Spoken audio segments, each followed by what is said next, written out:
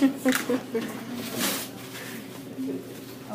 if you're handling this specimen, be very careful because they didn't take off the boneheads, which is an issue. And it looks like I am going to break this cat's jaw. Okay, hyoid bone.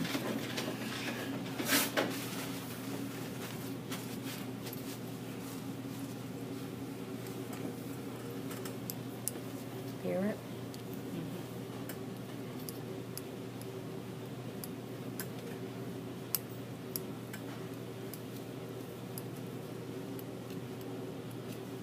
Okay, so the hyoid's there. Its job is to support the tongue's musculature. It's the only unarticulated bone there is. Okay, now the next thing we're going to need to do is know that the thyroid is right here and the cricoid is right there. Here is your trachea,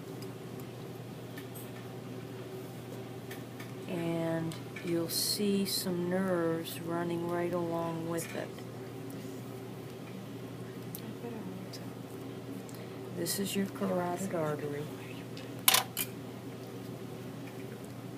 And I want to be able to find the thyroid gland. See it right there? That's the thyroid gland. The thymus gland is going to be still kind of covering the big vessels of the heart.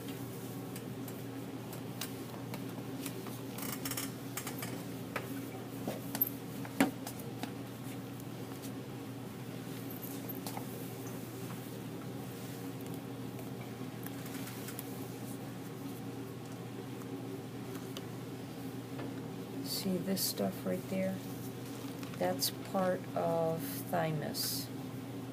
Notice the lobulated sections right there? That's thymus gland. Thyroid, near the thyroid cartilage. Thymus, over the surface of the big vessels of the heart. Next thing we do is we can see all the lobes of the lung. Cats are going to have many more than we do.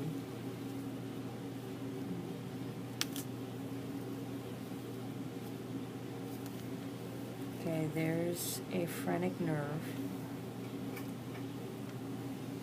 That's going to help control the diaphragm. Here is your diaphragm. Here's another lobe of the lung. See it way under there? Now, the next thing I need to see is I need to get the esophagus, because the esophagus is going to lie directly to the left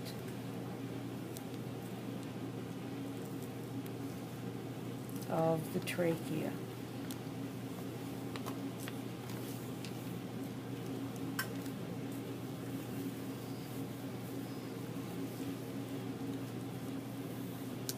So I've got my other carotid artery coming up.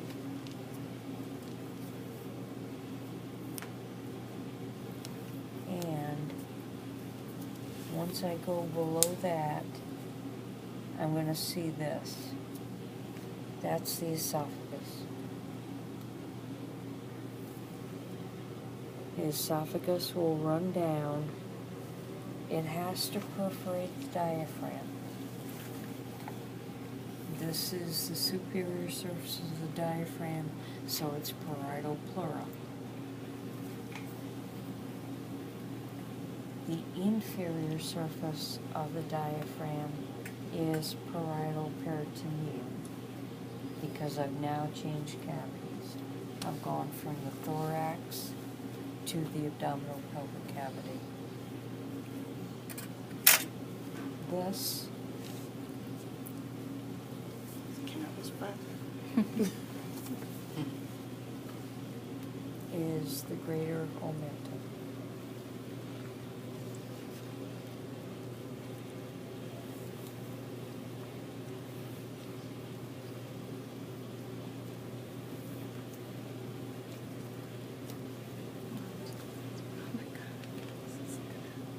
Now, as I said, it's a double-layered membrane. Oh, nice. See it?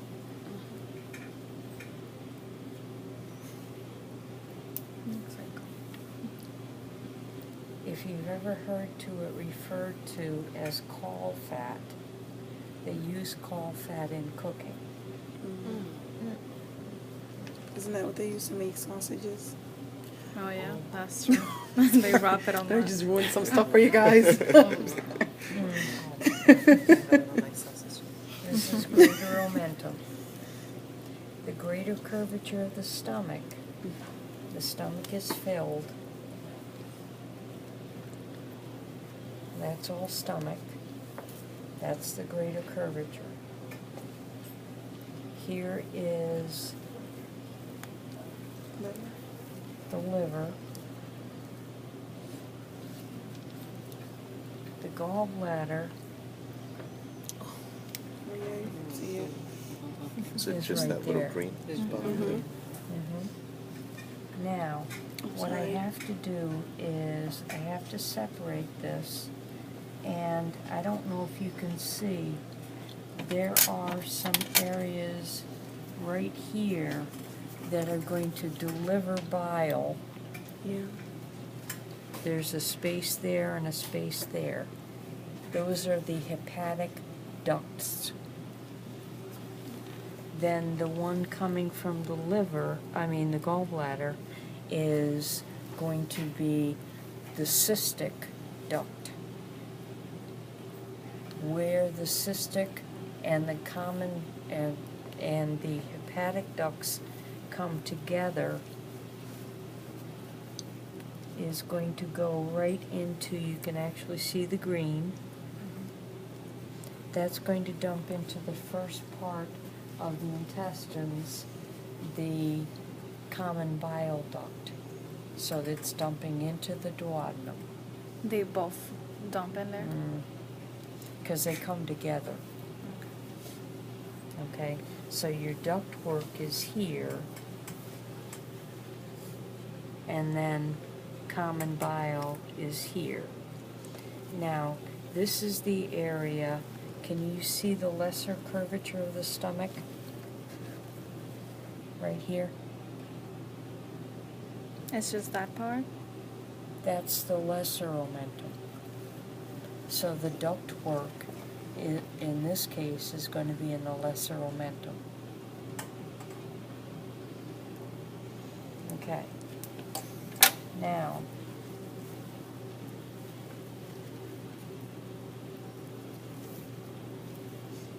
can you see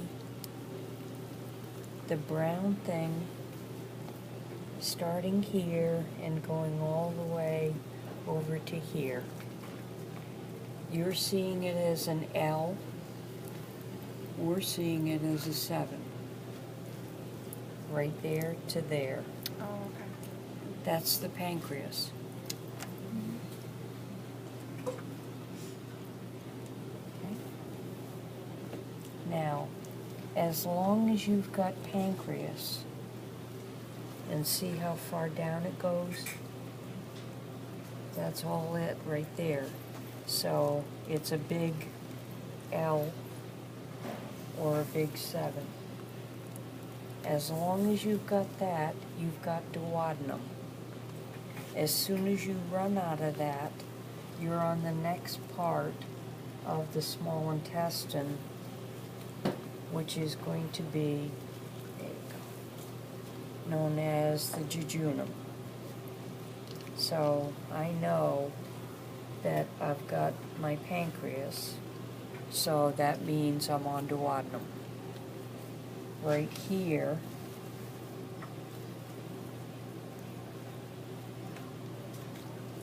And then sifting, see your mesentery proper? Webby, lacy, highly vascularized. So now I'm going to keep sifting. I'm on jejunum. Now I'm heading towards the ileum. The way that I know I've got ileum is because I'm going to get very close to this. This is the cecum. That's the ileum. Between the two is the ileocecal valve. So this is the large intestine. All of this stuff is the small intestine. Kitty doesn't have ascending, transverse, descending, etc.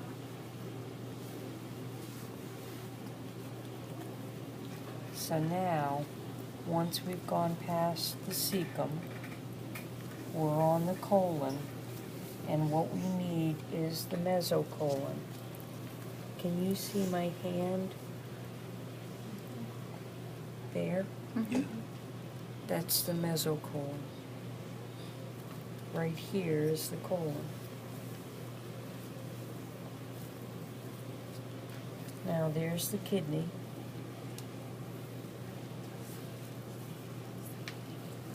This is the spleen.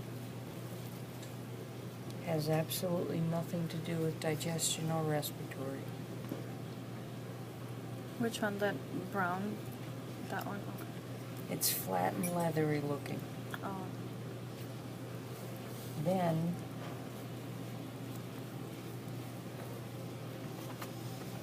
to find the adrenal gland,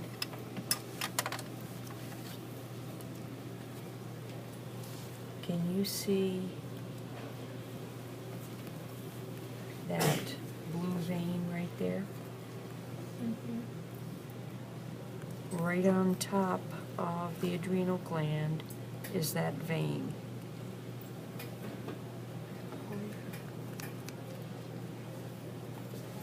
Can you see it? Mm-hmm. Right there. That's the adrenal gland. Here is your kidney. The fat surrounding your kidney is going to liquefy under the temperature of your hands. And the kidney is lying retroperitoneum, so I actually had to destroy a little bit of the peritoneum. Now, this was the cat that was pregnant.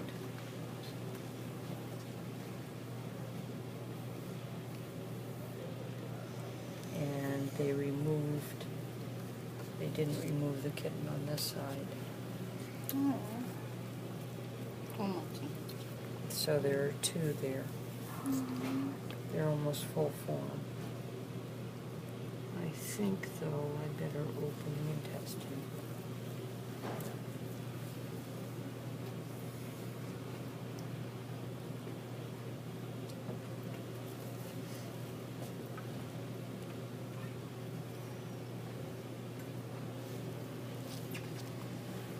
Yep. What's in there?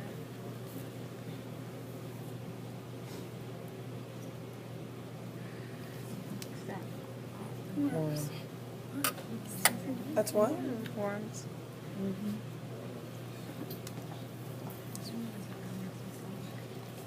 Is that what it's titled? No, it would have.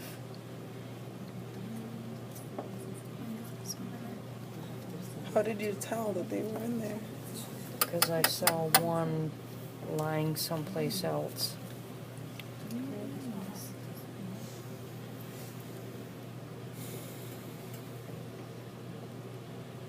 Now this looks to be like a tapeworm.